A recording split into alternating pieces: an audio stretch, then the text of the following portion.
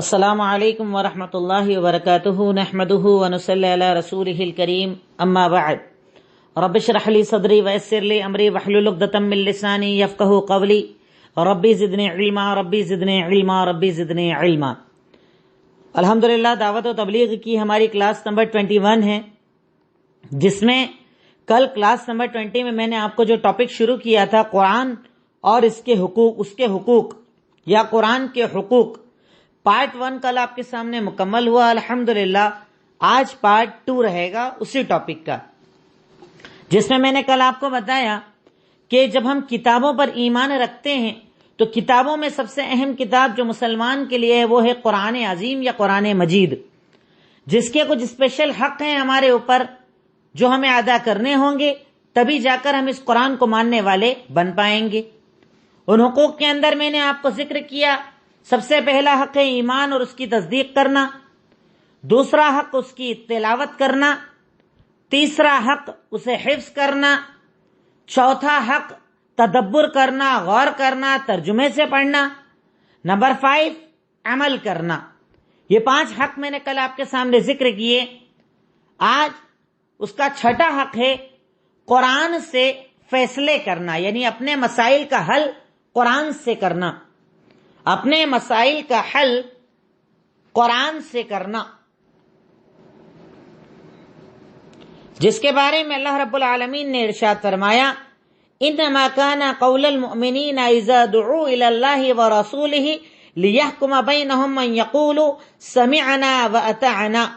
یقیناً وہ لوگ جو مومن اپنے آپ کو کہتے ہیں، یہاں پر اللہ تعالیٰ بتا رہا ہے کہ مومن کون، اس کی آیت آپ لکھ لیجئے چاہے تو سورہ نور آیت نمبر 51، سورہ نور آیت نمبر 51، اس پوائنٹ کے اندر جو دلیل آپ کو لکھنی ہے کہ یقیناً مومن وہ ہیں کہ جب انہیں بلایا جاتا ہے اللہ اور اس کے رسول کی طرف کہ وہ آؤ تمہارا فیصلہ کریں گے، یعنی قرآن سے فیصلہ کر لو یا حدیث سے فیصلہ کر لو، تو مومن وہ ہے اللہ تعالیٰ کی نظر میں جو کہتا ہے سمعنا واطعنا، ہم نے سن لیا اور ہم نے مان لیا، ہم نے تسلیم کر لیا، ہم نے اپنے سر کو جھکا لیا۔ وَأُولَٰئِكَ هُمُ الْمُفْلِحُونَ، اور یہی وہ لوگ ہیں جو کامیاب ہونے والے ہیں، یہی وہ لوگ ہیں جو کامیابی کو پانے والے ہیں۔ یعنی اللہ رب العالمین نے ایسے لوگوں کو مومن بتایا ہے جو قرآن کو اپنا حکم بناتے ہیں، قرآن کے مطابق فیصلہ کرتے ہیں، قرآن کے مطابق زندگی گزارتے ہیں۔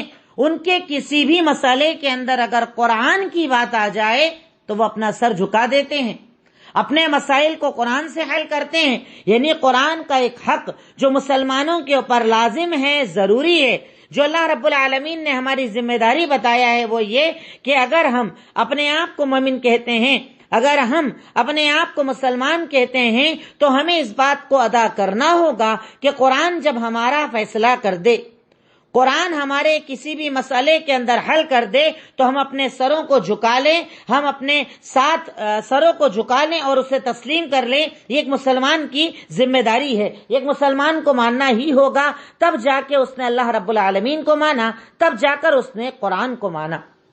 اب اس پوائنٹ کے اندر اگر ہم رک کر یہاں پر ذرا سا دیکھیں، کیا ہماری زندگی کے اندر قرآن ہمارا حاکم ہے؟ قرآن سے ہم فیصلہ کرتے ہیں؟ قرآن کو ہم اپنی زندگی بناتے ہیں؟ کیا قرآن کے مطابق ہم فیصلے کرتے ہیں؟ تو الحمدللہ اللہ کا شکر ہے۔ پر اگر ایسا ہے کہ قرآن ہمارے لیے فیصل نہیں ہے، ہم قرآن کے مطابق فیصلے نہیں کرتے، تو گویا کہ ہم نے قرآن کو مانا ہی نہیں، ہم نے قرآن کو فیصلہ دیا ہی نہیں، ہم نے قرآن کو اپنے برابر مانا ہی نہیں۔ تو ہمیں یہ سمجھنا ہوگا کہ ہم نے قرآن کو اپنا فیصل بنایا کہ نہیں بنایا۔ قرآن ہمارے لیے فیصل ہے۔ اگر قرآن میں اللہ رب العالمین نے کہہ دیا کہ اے مومن عورتوں، جب تم اپنے گھروں سے نکلو تو پردہ کر لیا کرو، اگر آپ با پردہ ہیں تو آپ نے قرآن کو اپنا حکم بنایا ہے، فیصل بنایا ہے۔ قرآن میں اللہ تعالیٰ نے کہہ دیا نماز قائم کرو، اگر آپ پڑھتے ہیں تو آپ نے قرآن کو اپنا حکم مانا ہے۔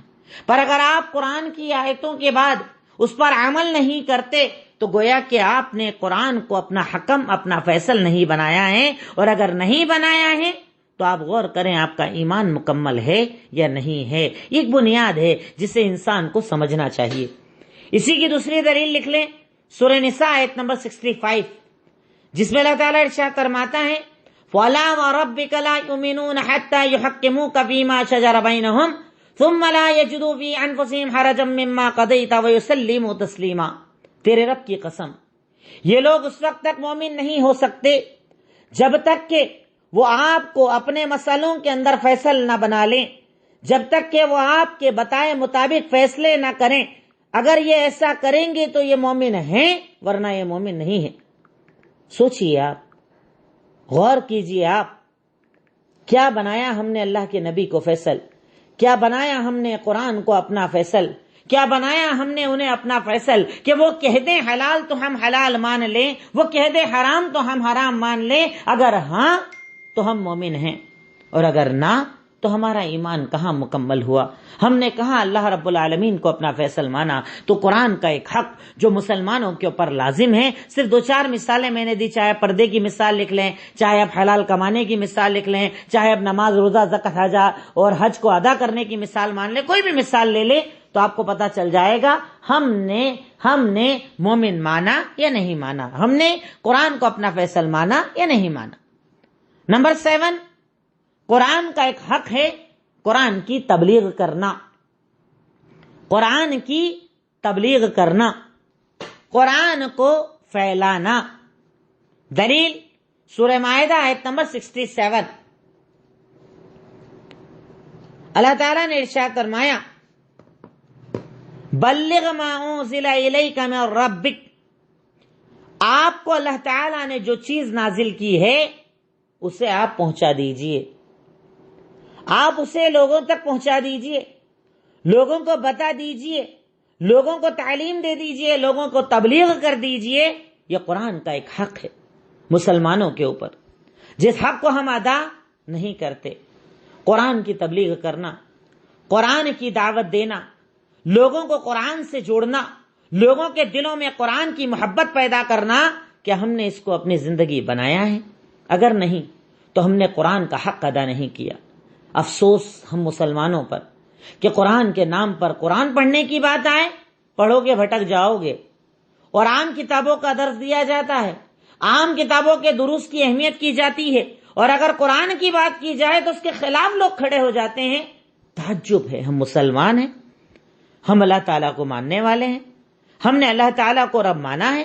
ہرگز نہیں۔ ہمیں سمجھنا ہوگا، ہمیں غور کرنا ہوگا، کیا قرآن کا یہ حق ہم نے ادا کیا؟ اگر کیا تو ہم مومن بن جائیں گے، اور اگر ادا نہیں کیا تو کہاں ہے ہمارا ایمان؟ نمبر 8، حق نمبر 8، قرآن سے شفا حاصل کرنا۔ یہ بھی بڑی اہم چیز ہے، قرآن سے شفا حاصل کرنا۔ اس میں 2 آیتیں، آپ 2 آیتوں کا ترجمہ لکھ لیجئے گا بعد میں۔ سورہ یونس آیت نمبر 57 اور سورہ اسراء آیت نمبر 82۔ سورہ یونس آیت نمبر 57، سورہ اسراء آیت نمبر 82۔ یہ بھی بڑی اہم چیز ہے، جس کے بارے میں اللہ تعالیٰ نے ارشاد فرمایا قد جاءکم، تمہارے پاس اللہ رب العالمین نے ایسی کتاب کو نازل کیا ہے جو شفاء لما فی الصدور، تمہارے سینے کے اندر گندگی، تکلیف، پریشانی، بیماری، آزاری جو بھی ہے ان تمام کے لیے وہ شفا ہے۔ اللہ تعالیٰ نے اس کلام کو شفا بنایا ہے، اللہ تعالیٰ نے قرآن کو شفا بتایا ہے۔ پر دیکھیے نا ہماری بستیوں کے اندر کیا قرآن کو وہ اہمیت حاصل ہے؟ کیا قرآن کو مقام اور مرتبہ حاصل ہے؟ آپ کہیے، جیسے مثال کے طور پر ہمارے پاس ہی لوگ آتے ہیں، شیخ طبیعت بہت زیادہ خراب ہے، کام کاج نہیں چل رہا ہے، ہماری بیگم کی طبیعت خراب ہے، ہمارے بھائی کو پریشانی ہے۔ اب مولوی صاحب جو اللہ تعالیٰ کے دین کو جانتے ہیں، قرآن کو شفا مانتے ہیں، وہ کہتے ہیں بھائی قرآن پڑھو، گھر میں سورہ بقرہ پڑھو، آیت الکرسی پڑھو، سورہ فاتحہ پڑھو۔ آدمی کو یقین ہی نہیں آتا، اسے اطمینان نہیں ہوتا، وہ کسی اور کو تلاش کرنے جاتا ہے، پھر جاتا ہے وہ کسی ڈھونگی کے پاس، جاتا ہے کسی دنیا دار کے پاس، اور جیسے ہی وہ جاتا ہے ویسے ہی وہ، چونکہ وہ تو بزنس لے کر بیٹھا ہے، جاتے ہی سے بتانا شروع کرے گا تم بڑے پریشان ہو، حالات خراب ہے، تمہارا کوئی ساتھ نہیں دیتا، تمہارے گھر میں تمہارے دشمن ہیں، تم اچھا بولتے ہو تو لوگ سمجھ نہیں پاتے ہیں، وہ ساری چیزیں جو عام انسان کے دماغ میں چلتی ہے اس سے کھیلتا ہے۔ پھر اس کے بعد بلاتا ہے، کچھ الٹی سیدھی چیزیں پڑھتا ہے اور شیطان کی مدد ہوتی ہے، اسے ہلکا سا نفع مل جائے، وہ قرآن سے زیادہ ان حرام چیزوں کو اہمیت دیتا ہے، اسے اپنی زندگی بناتا ہے. جبکہ اللہ رب العالمین نے قرآن کے اندر شفا رکھی ہے. کیوں؟ اللہ کے نبی نے ارشاد فرمایا کہ جس گھر کے اندر سورہ بقرہ پڑھی جائے اس گھر میں شیطان داخل نہیں ہوتا. پڑھتے ہیں ہم سورہ فاتحہ کو ایک نام سورہ شفا بھی ہے کہ اگر آپ کو کچھ بھی نہ یاد ہو، اگر صرف سورہ فاتحہ کو آپ پڑھ لیں اور دم کر لیں تو انشاءاللہ آپ کو شفا ہو جائے گی. ہم دم کرتے ہیں، سورہ بقرہ ہم پڑھتے ہیں، سورہ بقرہ کی آخری 2 آیت ہم پڑھتے ہیں، معوذتین سورہ ناس اور سورہ فلق، جس کے نازل کرنے کا مقصد ہی تھا جادو کا علاج، کہ اللہ کے نبی صلی اللہ علیہ وسلم پر جب جادو ہو گیا اللہ تعالیٰ نے ان دونوں صورتوں کو نازل کیا، اور اس کا نام ہی معوذتین ہے کہ اگر اسے کوئی پڑھ لے تو ہر بیماری سے، ہر تکلیف سے، ہر شر سے، جادو سے، جنات سے اللہ اسے نجات دے دے گا. پڑھتے ہیں ہم، کرتے ہیں ہم دم، یقین رکھتے ہیں ان چیزوں پر، ایمان رکھتے ہیں ان چیزوں پر. اگر ہاں تو ایمان باقی ہے، اور اگر نہ تو اپنے ایمان کی فکر کیجئے کہ آپ کے اندر ایمان ہے کہ نہیں ہے. قرآن کو شفا مانیے، قرآن پورا شفا ہے، کہیں سے کچھ بھی پڑھ لو انشاءاللہ شفا ہو جائے گی. اللہ تعالیٰ نے دنیا کی کوئی طاقت، کوئی بیماری کو قرآن سے زیادہ مضبوط نہیں بنایا، پر ہم لوگ قرآن سے شفا حاصل نہیں کرتے. ہاں حاصل کرتے ہیں تو صرف وہ کہ قرآن کو گلوں میں لٹکا لیں گے، بازو پہ باندھ لیں گے، تعویذوں کی شکل میں لٹکا لیں گے، گھروں کے باہر پرچے لگا لیں گے آیت الکرسی اور چاروں کل کے. کیا ہوگا؟ جو چیز پڑھنے والی اسے لٹکانے سے فائدہ ہوگا، ہرگز نہیں، بلکہ یہ شرک ہو جائے گا. اگر آپ لٹکا کر گھوم رہے ہیں، اگر آپ تعویذ لٹکا رہے ہیں، اگر آپ قرآن کی چھوٹی چھوٹی آیتیں اور حروف مقطعات کو گلوں میں لٹکا کر گھوم رہے ہیں، تو میں نے اس سے پہلے درس میں شرک کے باب میں کلیئر کیا ہے کہ یہ سب شرک ہے، ناجائز ہے. پر جو جائز ہے وہ نہیں کرتے، اور ناجائز سارے کرتے پھر رہے ہیں. دھندے لوگوں نے بنا رکھے ہیں، دکانداریاں چلا رہے ہیں. میں آپ کو بتاؤں، اب بات یہاں پر آئی اس لیے میں آپ کو ذکر کر دوں کہ اگر آپ کو لگتا ہے آپ پر جادو ہے، اثرات ہے، جنات ہے، کچھ مت کرو. سورہ فاتحہ، سورہ بقرہ، چاروں کل، آیت الکرسی، صرف ان چیزوں کی عادت بنا لو، انشاءاللہ کوئی چیز تکلیف نہیں دے پائے گی آپ کو، کوئی چیز پریشان نہیں کر پائے گی آپ کو. سوتے وقت آیت الکرسی پڑھ لو، ایک فرشتہ مقرر ہو جائے گا آپ کی حفاظت کے لیے. کتنی فضیلتیں ہیں قرآن کے اندر، پر افسوس یہ کہ ہم کرنا نہیں چاہتے. اگر کرتے تو اللہ تعالی ہمیں ضرور اس کے ذریعے شفا دیتا. یہ قرآن کے کچھ بنیادی حقوق جو میں نے آپ کے سامنے ذکر کیے. اب ایک مسئلہ آتا ہے قرآن کو سمجھنا. تو قرآن کو سمجھنے کے کیا شرطیں ہیں؟ قرآن کو سمجھنے کی کیا شرطیں ہیں؟ یہ پوائنٹ لکھ لیجئے آپ. اس کے بعد میں آپ کو اس تعلق سے کچھ پوائنٹس بتاتا ہوں کہ قرآن کو سمجھنے کی کیا شرطیں ہیں. اب اس کے لیے آپ کو کہیں دور جانے کی ضرورت نہیں. قرآن کھولیے، سورہ بقرہ کی ابتدائی 4-5 آیتیں پڑھ ڈالیے، آپ کو پتا چل جائے گا قرآن کس کو سمجھ میں آتا ہے. جو لوگ بولتے ہیں نا ہمارے یہاں، ارے تم بولتے ہو قرآن پڑھو، قرآن تو سمجھ میں ہی نہیں آتا ہے. ہم پڑھتے ہیں ہمیں سمجھ میں ہی نہیں آتا. یقیناً نہیں آتا ہوگا، کیونکہ آپ کے اندر یہ شرطیں موجود نہیں ہوگی. جن کے اندر یہ 7 شرطیں موجود ہوتی ہیں قرآن انہیں سمجھ میں آتا ہے، سب کو سمجھ میں نہیں آتا ہے. وہ شرطیں کیا ہیں؟ قرآن کو سمجھنے کی شرطیں کیا ہیں؟ وہ آپ یاد رکھ لیں، سمجھ لیں، تو انشاءاللہ یہ قرآن آپ کو رہنمائی دے گا، یہ قرآن آپ کو راستہ بتائے گا، یہ قرآن آپ کو تکلیفوں سے نکالے گا، یہ قرآن آپ کو پریشانیوں سے نجات دلائے گا. جادو، اثرات، جنات، کوئی چیز آپ کے سامنے ٹک نہیں پائے گی. کب؟ جب آپ قرآن کو سمجھیں گے. اور قرآن کو سمجھنے کا طریقہ کیا ہے؟ بڑی آسان چیز میں آپ کو بتا دیتا ہوں. شرطیں کیا ہیں؟ تو سورہ بقرہ کی ابتدائی آیت آپ کھولیے. اللہ تعالیٰ کہتا ہے الف لام میم ذالک الکتاب لا ریب فیہ ھدی للمتقین. اس کتاب کے اندر کوئی شک نہیں ہے، یہ کتاب متقیوں کو ہدایت اور رہنمائی دینے والی، مطلب سمجھ آنے والی ہے. کن کو سمجھ میں آنے والی ہے؟ متقیوں کو. اب اللہ تعالیٰ شرطیں بتا رہا ہے کہ قرآن کس کو سمجھ میں آتا ہے. اللہ تعالیٰ نے کہا نمبر 1 الذین یؤمنون بالغیب. قرآن انہیں سمجھ میں آتا ہے جو غیب پر ایمان رکھتے ہیں. غیب پر ایمان. جہنم نظر نہیں آتا، ایمان رکھتے ہیں. جنت نظر نہیں آتی، ایمان رکھتے ہیں.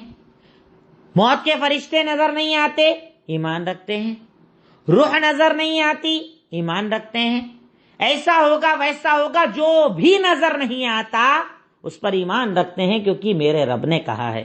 غیب پر ایمان رکھنا یہ بہت بڑی شرط ہے، یہ صرف مومن کو سمجھ میں آتا ہے، یہ صرف مومن کا ایمان ہوتا ہے کہ اگر میرے رب نے کچھ کہہ دیا، اگر میرے نبی نے کچھ کہہ دیا، اگر اللہ تعالیٰ نے قرآن کے اندر بتا دیا، مجھے سمجھ میں آئے نہ آئے، میرے دماغ میں آئے نہ آئے، میری عقل میں آئے نہ آئے، اگر میرے رب نے کہا ہے تو وہ سچ ہے۔ اور غیب کس سے کہا جاتا ہے؟ ما غاب عن النظر، جو نظر سے نظر نہ آئے اسے غیب کہا جاتا ہے۔ جو بھی چیز آپ کو نظر نہیں آتی وہ غیب ہو گئی، جنت، جہنم، موت، فرشتے، روح، جو بھی نظر نہیں آتا وہ سب غیب ہو گیا۔ پر ہم غیب پر ایمان رکھتے ہیں، کیوں؟ کیونکہ اللہ تعالیٰ نے قرآن میں بتایا اور اللہ کے نبی نے حدیث میں بتایا، اور جو اللہ اور اس کے رسول نے بتا دیا، مطلب بات ختم۔ غیب پر ایمان رکھنے والے۔ عذاب قبر نظر آتا ہے؟ نہیں، پر ڈرتے ہیں ہم عذاب قبر سے۔ جہنم نظر آتا ہے؟ نہیں، پر ہم ڈرتے ہیں جہنم کے عذاب سے۔ جنت نظر آتی ہے؟ نہیں، پر ہم طلب کرتے ہیں جنت کی، محنت کرتے ہیں جنت کی طرف۔ فرشتے نظر آتے ہیں؟ نہیں، پر ہم ڈرتے ہیں کہ ہمارے اعمال نامے کو برائیوں سے بھر نہ دیا جائے۔ یہ غیب پر ایمان ہے، اور جو غیب پر ایمان رکھتا ہے اللہ تعالیٰ اس کے لیے قرآن کو ہدایت بنا دیتا ہے، قرآن کو رہنمائی بنا دیتا ہے۔ نمبر 2، الذین یؤمنون بالغیب ویقیمون الصلاۃ۔ شرط نمبر 2، نماز قائم کرتے ہیں۔ مطلب بے نمازیوں کو قرآن سمجھ نہیں آئے گا، بے نمازیوں کو قرآن سے ہدایت نہیں ملے گی، بے نمازیوں کو اس قرآن سے فائدہ نہیں ملے گا۔ قرآن سے فائدہ کس کو ملے گا؟ جو نمازی ہوتا ہے، نماز قائم کرنے والے۔ دیکھیے گا شرطیں کتنی پیاری بتائی ہے قرآن اور حدیث کے اندر۔ اب آپ صرف لاجیکلی ایک مرتبہ غور کریں کہ ایسا کیوں کہا، تو آپ ایک بار غور کریں جب آپ نماز پڑھتے ہیں تو آپ کی کیفیت کیا ہوتی ہے۔ ایک آدمی بے نمازی ہے، اسے حرام حلال میں فرق لگتا ہے؟ اللہ کا ڈر محسوس ہوتا ہے؟ نہیں۔ پر ایک آدمی جو 5 وقتہ نمازی، ایک عورت جو 5 وقتہ نمازی ہیں، جب وہ کھڑے ہوتے ہیں نا مصلی کے اوپر، جب وہ جاتے ہیں نا مسجدوں کے اندر، انہیں ڈر لگتا ہے، اللہ کے سامنے جانا ہے، اللہ کو حساب دینا ہے، اللہ تعالیٰ سوال کرے گا، میرا رب مجھے دیکھ رہا یا میں میرے رب کو دیکھ رہا؟ میں نماز میرے رب کے لیے پڑھنے آیا ہوں، میں اپنے رب کے سامنے حاضر ہو گیا ہوں، میرے رب کے سامنے میرا سینہ کھل گیا، میرا دل کھل گیا، میرا عمل کھل گیا، سب کچھ میرا اللہ جانتا ہے۔ نماز جو قائم کرتے ہیں نا، قرآن انہیں سمجھ میں آتا ہے، قرآن کی آیتیں سمجھ میں آتی ہے، قرآن ہدایت دینے والی کتاب بن جاتی ہے۔ نمبر 3، اللہ کے راستے میں خرچ کرتے ہیں۔ نمبر 3، وَمِمَّا رَزَقْنَاهُمْ يُنْفِقُونَ، اللہ کے راستے میں خرچ کرتے ہیں۔ یہ شرط ہے قرآن سمجھنے والوں کی۔ کنہیں قرآن سمجھ میں آتا ہے، ان کی شرط ہے کہ اللہ کے راستے میں خرچ کرتے ہیں۔ اب دیکھیے ایک یعنی واقعی تعجب ہوتا ہے، اللہ تعالیٰ کا جملہ جو اللہ تعالیٰ استعمال کرتا ہے، ورڈز جو اللہ تعالیٰ استعمال کرتا ہے، کتنا معنی ہوتا ہے اس کے اندر کہ اللہ تعالیٰ قرآن کی آیت میں کیا کہہ رہا ہے؟ وَمِمَّا رَزَقْنَاهُمْ يُنْفِقُونَ، ہم جو انہیں مال دیتے ہیں اس میں وہ خرچ کرتے ہیں۔ اللہ اکبر۔ مطلب انسان اگر کچھ کسی کی مدد کرتا ہے نا تو وہ تیری اوقات اور طاقت نہیں ہے، تجھے اللہ دیتا ہے تب تو بندوں کو دیتا ہے، یعنی دے کر تو احسان نہیں کر رہا ہے۔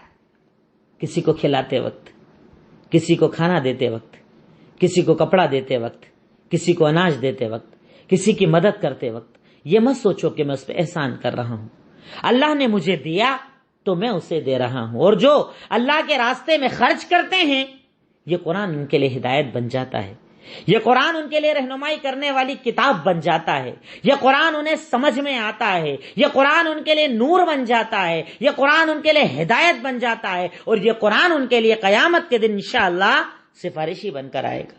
اللہ کے راستے میں دو، اللہ کے راستے میں خرچ کرو، اللہ کے راستے میں عطا کرو، اللہ نے جو جتنا تمہیں دیا ہے مدد کرو لوگوں کی، انشاءاللہ اللہ اس مال کو بڑھائے گا۔ نیکسٹ اس کے بعد نمبر 4، اپنے سے اللہ کے نبی سے پہلے جو انبیاء آئے ان پر ایمان رکھتے ہیں۔ اللہ کے نبی کے پہلے جو انبیاء آئے ان کے اوپر جو تعلیمات آئیں اس پر ایمان رکھتے ہیں۔ اللہ کے نبی کے پہلے جو انبیاء آئے ان کی تعلیمات پر ایمان رکھتے ہیں۔ نمبر 4، جتنے نبی دنیا کے اندر آئے، جتنی شریعتیں دنیا کے اندر آئیں، جتنا حلال حرام دنیا کے اندر آیا، انبیاء جو تعلیم دے کر گئے وہ ان تمام پر ایمان رکھتے ہیں. اور اس کا معنی انشاءاللہ میں کل آپ کے سامنے بتاؤں گا کہ انبیاء پر ایمان کا مطلب کیا ہے، اس کے اندر بات انشاءاللہ کلیئر ہوگی. تو آپ صلی اللہ علیہ وسلم سے پہلے جتنی بھی شریعتیں آئیں ان پر وہ ایمان رکھتے ہیں. نمبر 4. پھر اس کے بعد نمبر 5، اللہ کے نبی پر جو دین نازل کیا گیا اس پر ایمان رکھتے ہیں. اللہ کے نبی پر جو دین نازل کیا گیا اس پر بھی ایمان رکھتے ہیں، یعنی مذہب اسلام پر، پورے اسلام پر، اسلام کے ہر حکم پر، ہر حلال پر، ہر حرام پر ایمان رکھتے ہیں. کنفیوژن نہیں ہے انہیں، شک نہیں ہے انہیں، تعلیمات پر کنفیوز نہیں ہوتے کہ اس کا مطلب کیا اور اس کا مطلب کیا، ایسا کیوں اسلام میں، ویسا کیوں اسلام میں. اگر شک ہے تو قرآن کبھی سمجھ میں نہیں آئے گا. جیسے ہمارے یہاں ہوتا ہے نا لوگوں کو، شیخ مکان پر لون لے سکتے کیا؟ نہیں، جائز نہیں لے سکتے. نہیں وہ سمجھا میں، پر ابھی تو مسئلہ الگ ہو گیا ہے نا، میرے پاس تو کوئی کمائی کا ذریعہ ہی نہیں ہے نا، تو میں لے سکتا کیا؟ یعنی اس کے سوال پوچھنے کا مقصد کیا ہے کہ میرے لیے الگ سے شریعت ہے کیا؟ میرے لیے الگ سے کوئی دین بن جائے گا کیا؟ میرے لیے الگ سے قرآن کی آیتیں بن جائے گی کیا؟ یعنی یہ چاہتا ہے کہ مولوی صاحب اس کے لیے ایک نیا دین بنا دیں. استغفر اللہ. یہ اللہ کے نبی کی شریعت پر ایمان نہ رکھنا.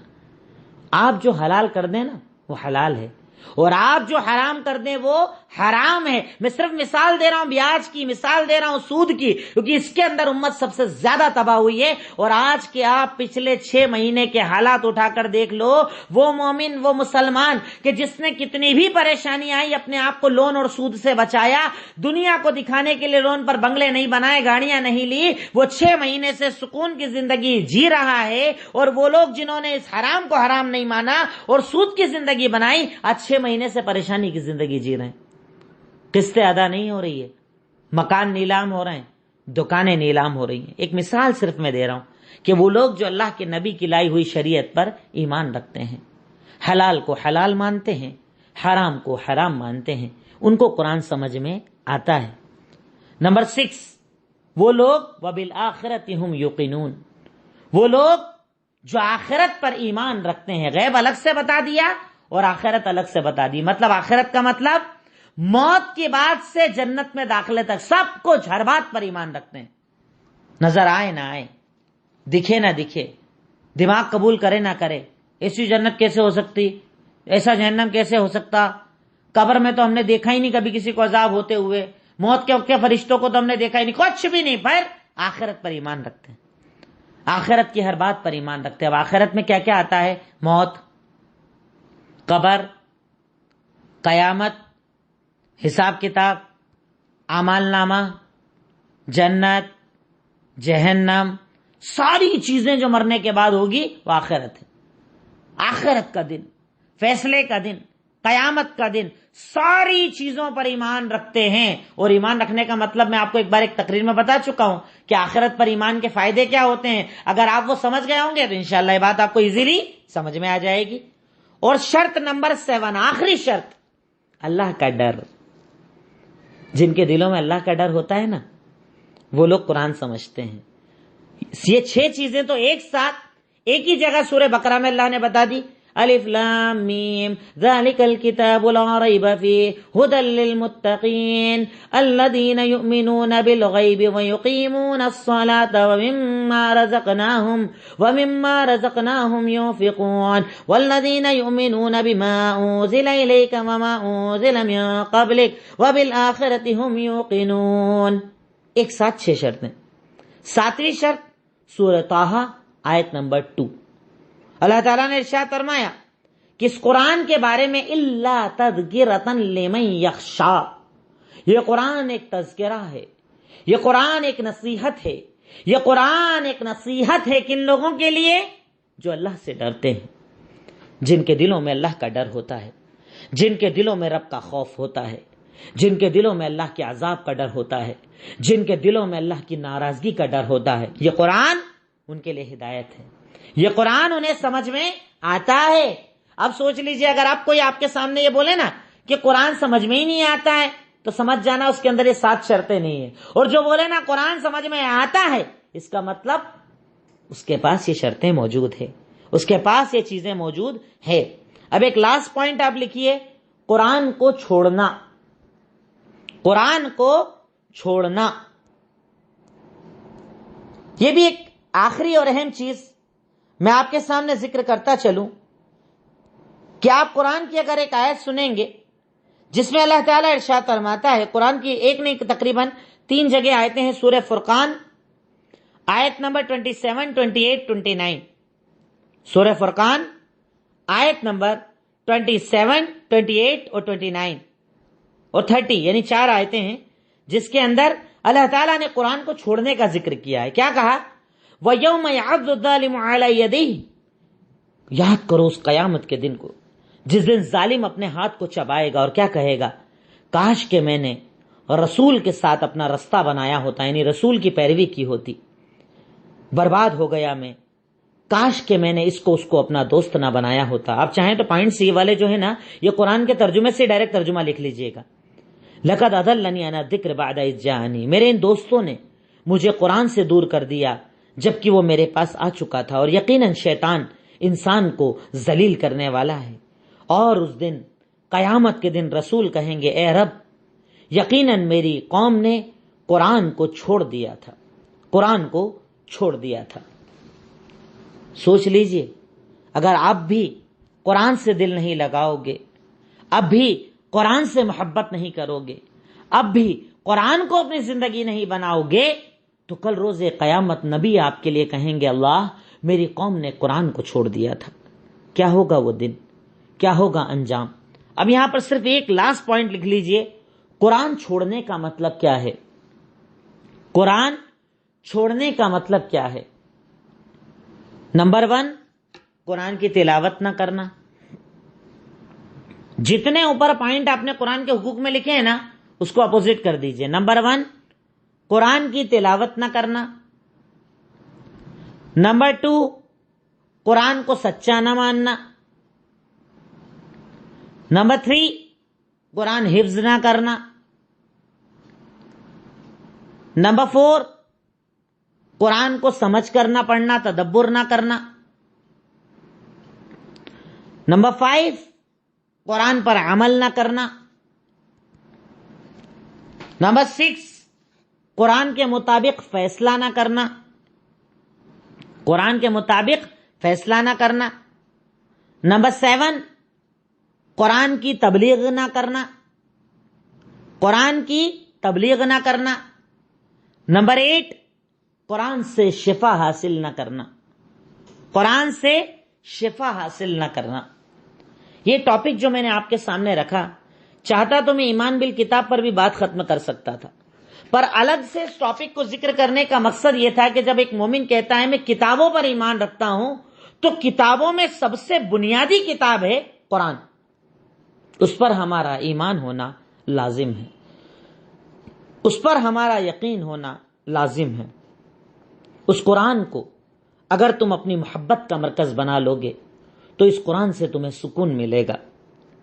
اس قرآن سے اندھیروں میں تمہیں نور نظر آئے گا. اس قرآن سے تمہیں پریشانیوں میں راستہ نظر آئے گا. اس قرآن سے تمہیں تکلیفوں میں نجات نظر آئے گی. اس قرآن سے تمہیں جب چاروں طرف مصیبتوں میں گھر جاؤ گے نکلنے کے راستے نظر آئیں گے. میں نے عرب کے اندر ایک عجیب چیز دیکھی قرآن کے تعلق سے. جب مدینہ میں پڑھنے کے لیے گیا تو وہاں میں ایک عجیب چیز دیکھتا تھا. ڈرائیور قرآن کا حافظ، انجینئر قرآن کا حافظ، ڈاکٹر قرآن کا حافظ، بزنس مین قرآن کا حافظ. جانتے ہیں کیوں؟ وہ لوگ اپنے بچوں کو سب سے پہلے قرآن یاد کراتے تھے. سب سے پہلے. ہمارے یہاں تو کیا ہوتا ہے، ارے بچے کو مولوی بنائے گا کیا جو قرآن یاد کرا رہا ہوں، مولوی صاحب بنانا ہے کیا قرآن یاد کرا رہا. ہمارے یہاں ایک مقصد ہے کہ اگر آپ نے قرآن یاد کرا رہے اس کا مطلب یہ ہے کہ آپ کا بچہ مولوی ہی بنے گا. عرب کے اندر وہ لوگ سب سے پہلے بچوں کو حافظ بناتے ہیں. میں نے سوال کیا اس کی وجہ کیا ہے؟ بھئی جب آپ کو اس فیلڈ میں آگے بچے کو چلا رہے ہیں تو قرآن حفظ کیوں کرواتے ہو؟ ان کا جواب تھا کہ اگر کسی کے سینے کے اندر قرآن ڈال دیا جائے نا تو اس سے کامیاب انسان دوسرا کوئی ہو ہی نہیں سکتا. قرآن اگر اسے یاد ہوگا نا تو ایک اچھا ڈاکٹر بنے گا، اچھا انجینئر بنے گا، اچھا بزنس مین بنے گا. ہر لائن میں وہ اچھا ہوگا اگر اس کے سینے کے اندر قرآن ہوگا. اور اسی لیے آپ عرب میں دیکھنا عام طور پر گاڑی سٹارٹ کرتے قرآن چالو ہو جاتا ہے ان کا، گاڑیوں میں قرآن، موبائل میں قرآن، اسپیکر میں قرآن، پڑھنے میں قرآن۔ میں نے کئی مرتبہ سفر کیے، ہم لوگ آتے تھے جب عمرہ کرنے جاتے تھے مکہ سے مدینہ، 3-4 گھنٹے کا رستہ ہوتا، ڈرائیور جانتے پہلی بات کیا کہتا تھا کہ شیخ چلو میں آپ کو چھوڑتا ہوں، ایسا کرنا میں اسٹارٹ کرتا ہوں گاڑی، قرآن پڑھنا شروع کروں گا اور آپ میرا سننا غلطیاں کہاں ہیں۔ اللہ اکبر، قرآن سے محبت۔ اور یہ عام لوگوں کی بات بتا رہا ہوں، کسی مولوی مفتی اور حافظ صاحب کی بات نہیں بتا رہا ہوں، پر ہمارے یہاں تو سب سے حقیر ہوتا ہے نا حافظ صاحب۔ انگلش کی ٹیوشن ہے، چاہے نرسری کلاس کی ہی کیوں نہ ہو، 300-400 روپے میں نامینل ہے، 500 روپے تک ٹیوشن فیس دی جاتی ہے، اور آج بھی مولوی جو قرآن پڑھاتا ہے اسے 50 اور 100 روپے دینے میں بھی لوگوں کو بڑا عجیب لگتا ہے، کیونکہ قرآن ہماری نظر میں اتنی اہمیت نہیں رکھتا جتنی دنیا کی تعلیمات ہے۔ افسوس ہمارے اوپر، ہماری ذلت کا سبب، ہماری پریشانیوں کا سبب، ہماری تکلیفوں کا سبب اس قرآن سے محبت نہ کرنا، اس قرآن کو عزت نہ دینا، اس قرآن کو مقام اور مرتبہ نہ دینا۔ اور جب تک ہم اس قرآن سے محبت نہ کریں گے، کیسے اللہ تعالی ہم سے محبت کرے گا؟ کیسے اللہ رب العالمین ہمیں عزت دے گا؟ کیسے اللہ رب العالمین ہمیں سربلندی دے گا؟ سوچنا ہوگا، غور کرنا ہوگا، اپنے آپ کو اس قرآن کے لیے وقف کرنا ہوگا۔ اور میں اس کے لیے صرف ایک بات کہوں گا، زیادہ نہیں تو روزانہ کم سے کم 1 پیج قرآن ترجمے سے پڑھنے کی کوشش کیجیے اور 1 رکوع تلاوت کیجیے، کم سے کم اتنی عادت تو بنا لیجیے۔ اگر اتنا بھی آپ نے کر لیا نا، ہفتے 2 ہفتے میں اگر زندگی میں تبدیلی نظر نہ آئے تو آپ کہہ دیجئے گا کہ قرآن سے مجھے فائدہ نہ ملا۔ بس اسی بات پر میں آج کا اپنا درس مکمل کرتا ہوں اور اللہ تعالیٰ سے دعا کرتا ہوں، اے اللہ تو ہمیں قرآن سے محبت کرنے کی توفیق عطا فرما دے، اے اللہ تو ہمیں قرآن کی تلاوت کی توفیق عطا فرما دے، اے اللہ قرآن کو سمجھ کر پڑھنے کی ہمیں توفیق عطا فرما دے، اے اللہ اپنے مسئلوں اور جھگڑوں کے اندر قرآن کو فیصل بنانے کی ہمیں توفیق عطا فرما دے، اے اللہ ہم بھٹک گئے ہیں، ہمیں ہدایت کا راستہ دکھا دے، اے اللہ ہم قرآن سے دور ہو گئے ہیں، قرآن کی قربت ہمارے دلوں کے اندر پیدا فرما دے، اے اللہ اس کتاب سے ہمیں محبت کرنے کی توفیق عطا فرما دے، الہی ہمارے گناہوں کو معاف فرما دے، اے اللہ خطاؤں لغزشوں کو معاف فرما دے، اے اللہ اس بیماری کا خاتمہ فرما دے، اے اللہ تیرے اس عذاب کا خاتمہ فرما دے، اے اللہ لوگ پریشان ہو رہے ہیں، بیماری سے نجات کے راستے نہیں، ہاسپٹلس میں جگہ نہیں، لوگوں کے پاس پیسہ نہیں، اللہ آپ تو رحم فرما دے، اے رحیم رحم فرما دے، اے کریم کرم فرما دے، اے غفار ہمیں معاف فرما دے، اے اللہ ہم تیرے محتاج تیرے فقیر بن کر تجھ سے مانگ رہے ہیں، اللہ رحم فرما دے اور اس بیماری کا خاتمہ فرما دے۔ وآخر دعوانا ان الحمدللہ رب العالمین۔ السلام علیکم ورحمۃ اللہ وبرکاتہ۔